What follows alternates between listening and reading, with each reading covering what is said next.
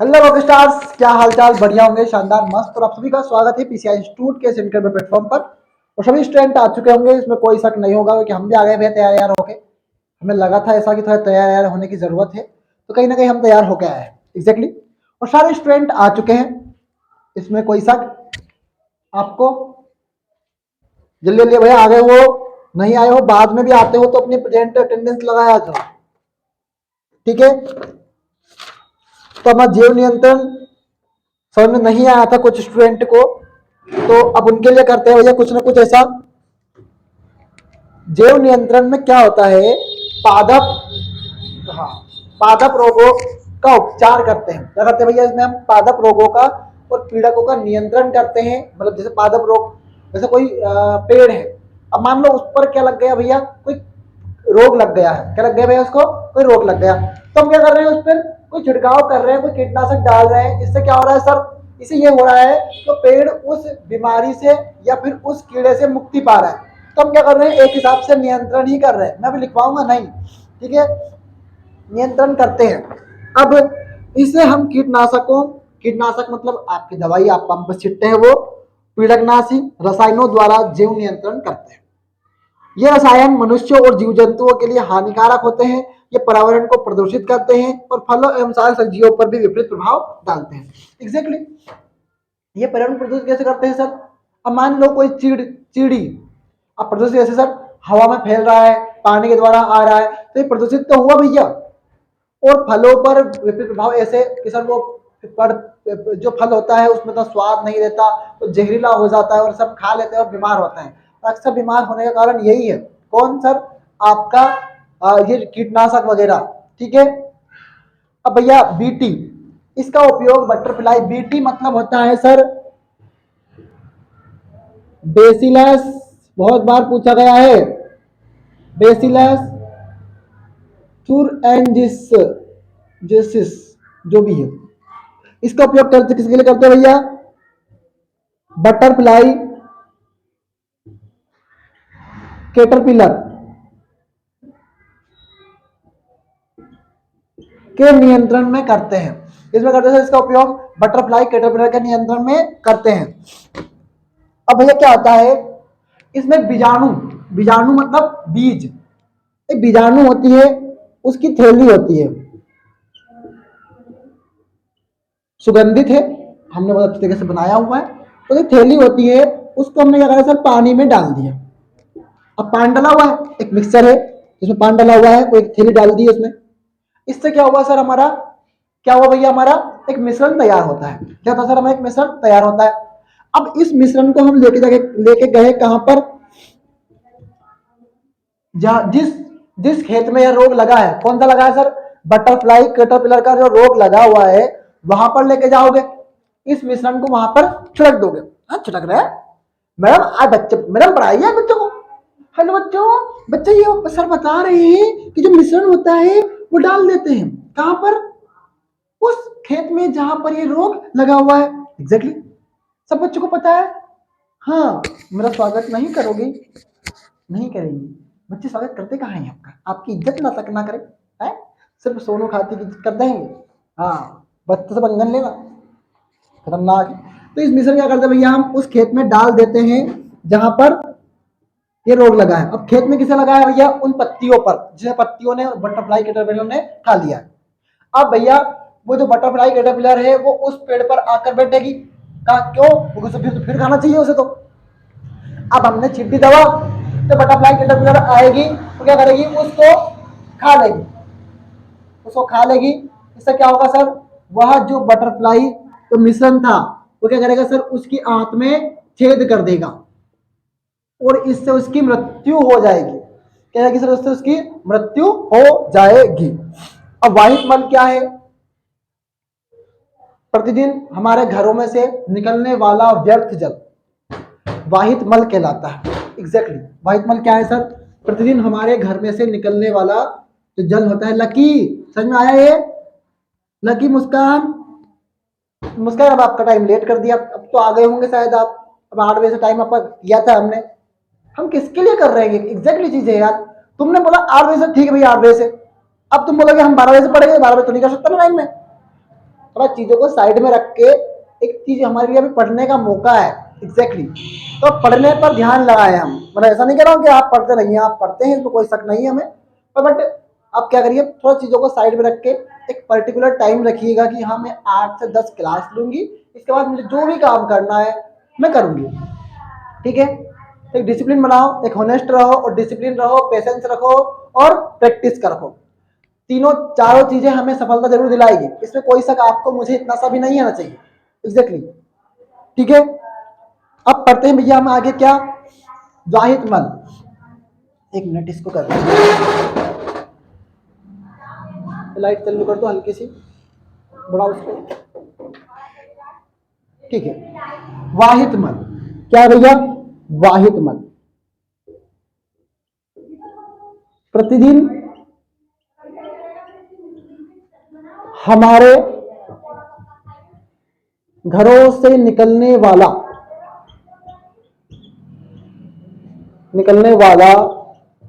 व्यर्थ जल, क्या भैया, व्यर्थ जल क्या कहलाता है, वाहित मल कहलाता है। एग्जैक्टली क्या कहलाता भैया, वाहित मल कहलाता है। क्या सर, प्रतिदिन हमारे घरों से निकलने वाला व्यर्थ जल वाहित मल कहलाता है। इसका सबसे बड़ा घटक क्या है, इसका सबसे बड़ा घटक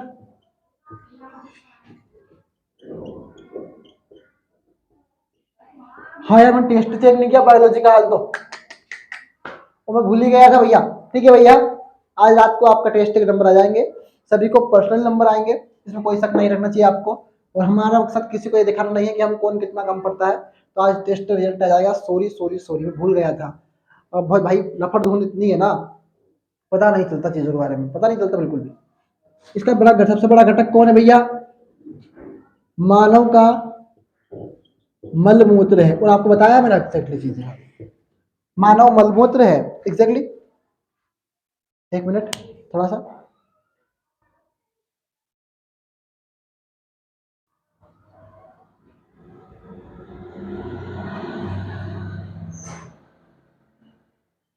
ठीक है, हाँ मानव मलमूत्र है।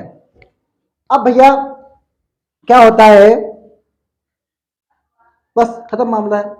अब भैया मनुष्य और हमारे लिए किस प्रकार हानिप्रद है, तो उसका कारण सुनो भैया, हमारे लिए कैसे हानिप्रद है। तो भैया देखो, इस वाहित मल को सीधे नदियों या जलाशयों में छोड़ दिया जाता है।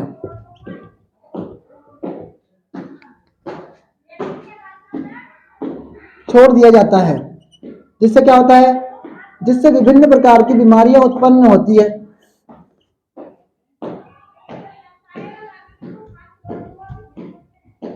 विभिन्न प्रकार की बीमारियां, कितनी चिल्लाती है आंटी, बंद हो जा बस। बीमारियां उत्पन्न होती है। मुझे कौन चिल्लाता है, जिससे विभिन्न प्रकार की बीमारियां उत्पन्न होगी। बीमारियां की गलत लिखा है, सही लिखा है, नहीं लिखा देख लेना। बीमारियां उत्पन्न होती है, इससे जल प्रदूषण का यह जल प्रदूषण का बड़ा कारण है। इससे जलीय जीव बड़ी संख्या में मरते हैं।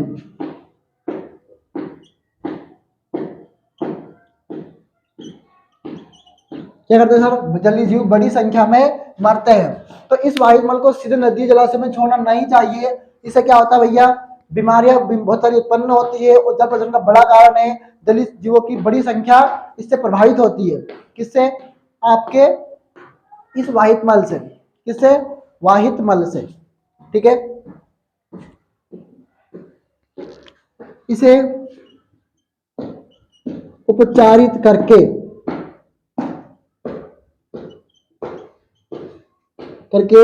नदियों में छोड़ा जाना चाहिए।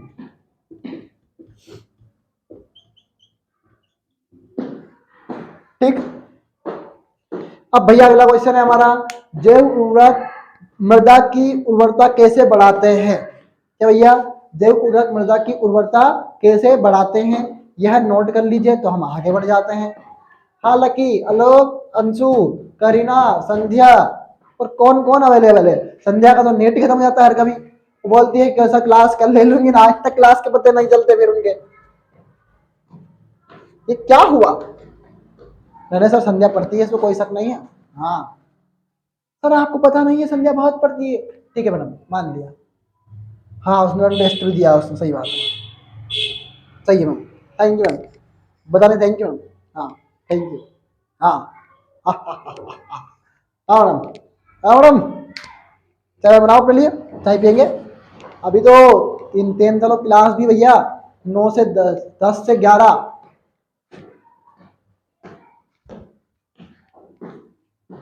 10 बजे से क्लास रखी है उनकी, 10 से 11 क्लास रहेगी उनकी आज।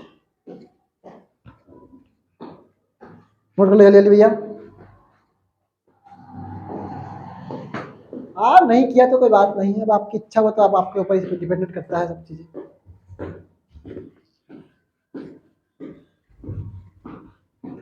कुछ स्टूडेंट पीछे रह जाते हैं। लाइव टच कर दी, लाइव पे टच करो, लाइव पे,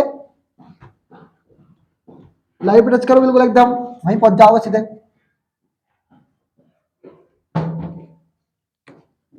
अब अगला क्वेश्चन है हमारा, जैव उर्वरक किस प्रकार भूमि की उर्वरता बढ़ाते हैं? तो भैया जैव उर्वरक किस प्रकार भूमि की उर्वरता बढ़ाते हैं? अब जैव उर्वरक क्या है सर? आपके खाद, क्या भैया आपके खाद वगैरह, इन्हें क्या बोलते हैं सर? हम जैव उर्वरक बोलते हैं। एग्जैक्टली सभी को पता होगा, एग्जैक्टली सबको पता है। चलिए भैया, सर मैं समझाऊं क्या? नहीं मैडम, आप केमिस्ट्री में नहीं आए आज तो आप बायोलॉजी में मत आइए। आप नाम करने आती है, पढ़ाती नहीं हो, मेरे खिलाफ बच्चों को भड़काती हैं आप। नहीं, अब आपकी कोई जगह नहीं है पीसीआई में। नहीं सर मैंने नहीं भड़काया, तो बच्चे ना मुझे बहका देते हैं। मैडम रोने का नहीं, आप आओ आओ आओ मैडम आ जाओ। ठीक है सर, धन्यवाद, thank you, thank you sir, thank you. ठीक है मैडम, वो तो मैंने आपको उपकार कर लिया, उपकार, वरना मैं आपको भेजता तक ना। हाँ तो आप उपकार समझो, तो कुछ भी समझो। हेलो बच्चों, मैं आ गई। आज आप पढ़ेंगे, क्या पढ़ेंगे? जैव उर्वरक। क्या पढ़ेंगे? जैव उर्वरक। और जैव उर्वरक में क्या होता है? खाद होती है। जैव उर्वरक क्या होती है? खाद होती है। मेरी आवाज को क्या हो गया? मेरी आवाज कहाँ गई? और आवाज, अरे आवाज आजा। ठीक है बच्चों, मैं आपको पढ़ाती हूँ आज क्या, जैव उर्वरक। अब यह क्या करते हैं? वायुमंडलीय, यह वायुमंडलीय नाइट्रोजन को स्थिरीकृत कर देते हैं। और नाइट्रोजन स्थिरीकृत करना इसलिए आवश्यक होता है कि भैया कार्बन, जो पेड़ पौधे होते हैं उन्हें N2 मिल सके। ठीक है, स्थिरीकृत कर देते हैं। पेड़ पौधों में क्या होता है? राइजोबियम एक जीवाणु होता है जो नाइट्रोजन को स्थिरीकृत करता है। ये तो आपके सोनू सर को भी ना पता था, तो मैंने बताया। मैडम फिर भड़काने लग गए आप, मैं बुलवा लूंगा आपको। हाँ ठीक है सर, मैं नहीं बोलूंगी, अब मुझसे गलती हो गई। और दूसरा, इनके प्रयोग से फास्फोरस की कमी दूर होती है। फास्फोरस की कमी दूर होती है। अब मान लो भैया, आपने चीज सुनी होगी कि आपके घर पर खाद का वो आया, क्या आया? खाद का वो आया, क्या बोलते हैं उसको, क्या बोलते हैं उसको, खाद की बोरी, DAP आई। अब आप गए, हम तो फेंकेंगे, हम तो पापा हम तो फेंकेंगे। अब भैया क्या हुआ, उसमें बना होता है फास्फोरस। इससे क्या होता है, फिर फास्फोरस की कमी दूर होती है अगर उसे पेड़ पौधे को ना मिल रही हो मिट्टी से तो।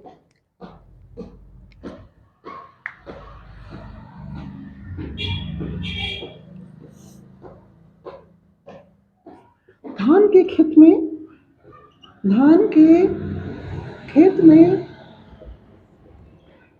साइनो बैक्टीरिया महत्वपूर्ण भूमिका निभाते हैं। धान के खेत में साइनोबैक्टीरिया महत्वपूर्ण भूमिका निभाते हैं। किसकी? जैव उर्वरक की। किसकी? जैव उर्वरक की। सर आप आ जाइए, मेरा गला बैठ गया है। वह इतनी देर में? सोनू सर तो 3-3 घंटे क्लासेस लेते हैं, बाप इतने देर कर रहे हो हैं?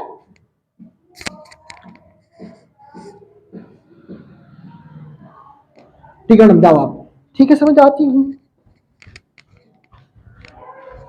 हाँ भैया, तो मैडम ने कुछ नहीं समझाया तुमको? हैं? पढ़ाना ना आता है, नहीं आ जाती बिल्कुल एकदम। नील हरित शैवाल, क्या भैया?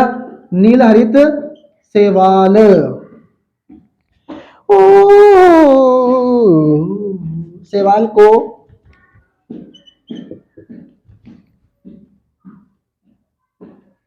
नील हरित शैवाल मृदा में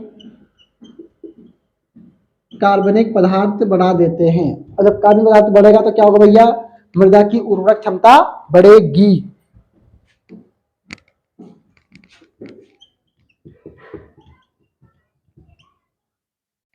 जिससे उर्वरक क्षमता बढ़ती है। क्वेश्चन आया हुआ है भैया, जिससे उर्वरक क्षमता बढ़ती है। अब इसमें कोई समझने वाली चीज थोड़ी है।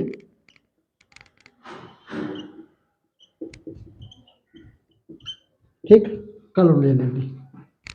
हाँ,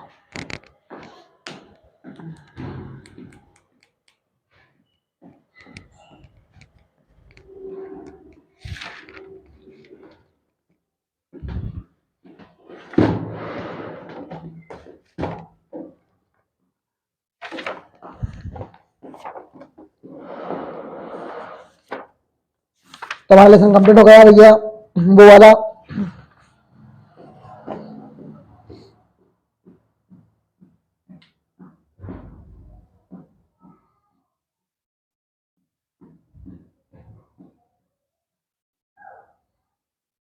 ठीक है भैया, अब है बायोटेक्नोलॉजी। क्या भैया अगला लेसन हमारा?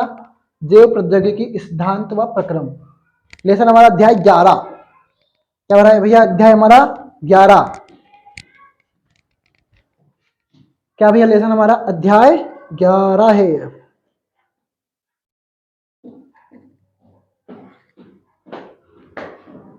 अध्याय 11। अब अध्याय 11 में भैया क्या है? जैव प्रौद्योगिकी सिद्धांत व प्रक्रम।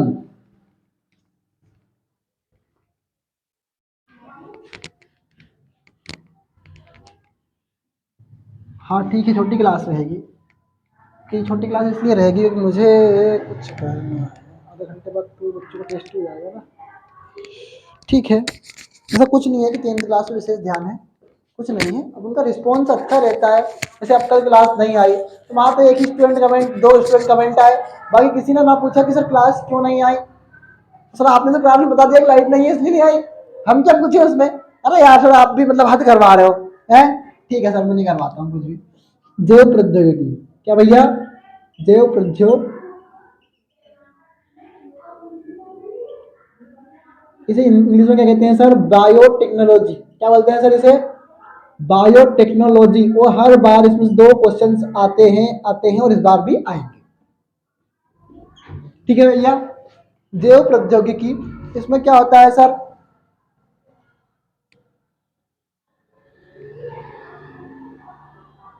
ऐसी शाखा विज्ञान की वह शाखा, जीव विज्ञान की वह शाखा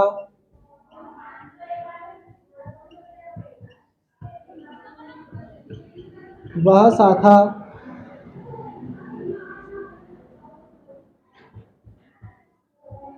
जिसमें इसमें क्या होता है सर? जीवधारियों या जीवधारियों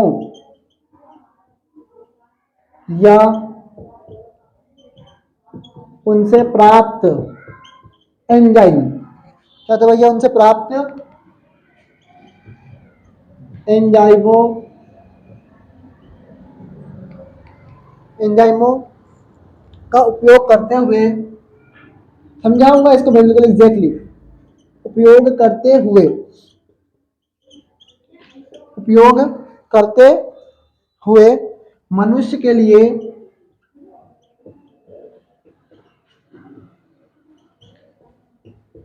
उपयोगी, जब हम बायोलॉजी का रिवीजन में स्टार्ट करना जल्दी जल्दी कंप्लीट करेंगे इतना फायदा होगा। और 3-4 ही लेसन बचे हैं बस, तो मुश्किल से 20 दिन की बायोलॉजी बची है और 12-15 दिन की हमारी ऑर्गेनिक बची हुई है। और मैं कोशिश कर रहा हूँ कि केमिस्ट्री को डबल डबल लगाकर खत्म करवाए और रिवीजन स्टार्ट करें फिर वापस, है ना। तो ऐसा नहीं है कि अब हम आपको पीछे रख रहे हैं, हम आपके लिए उतना ही करें जितना आप करें, पर आप कोशिश तो करिए। आपका होमवर्क एक दिन नहीं आया, बताओ किस दिन होमवर्क आया था? लकी, अंशु, है, करीना, संध्या, व्हाट इज दिस? आप, हम ऑनलाइन में है इस बात का अंदेशा है, लेकिन मैं आपसे ऑफलाइन तरीके से जुड़ा हुआ हूं, इसमें कोई शक नहीं है।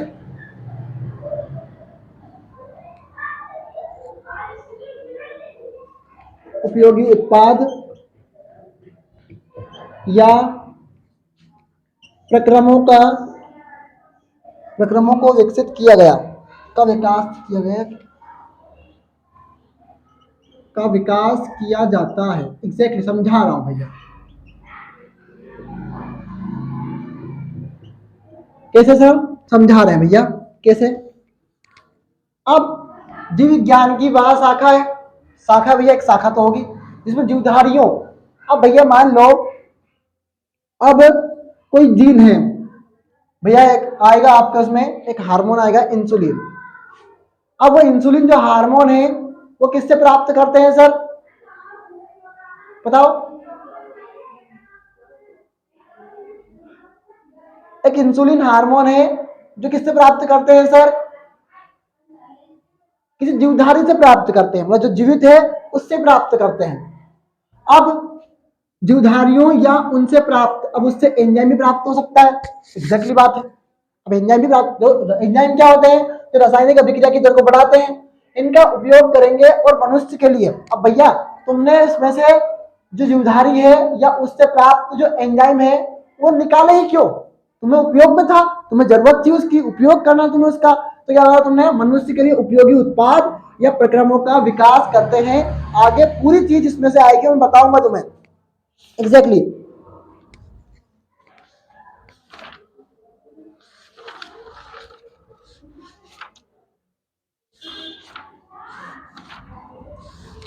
समझाऊंगा भैया, मैं बताऊंगा मैं एग्जैक्टली इसमें कि उसमें क्या होता है। जीवधारियों को उनसे प्राप्त एंजाइमों का उपयोग करते हुए मनुष्य के लिए उपयोगी उत्पाद, मतलब सिर्फ मनुष्य से मनुष्य को ही बना रहे हैं, मतलब मनुष्य मनुष्य बना रहे हैं। अब मान लो किसी जानवर से हमने क्या करा, अब मैं बता रहा हूँ इंसुलिन हार्मोन क्या होता है सर, सुअर से प्राप्त करते हैं, मतलब एग्जैक्टली वही बात है। अब भैया मानव में उसने इंसुलिन बनाया, इंसुलिन क्या करता है सर? शुगर के लेवल को घटाता है, एग्जैक्टली। तो क्या हुआ सर, इसने मानव में उपयोगी करा।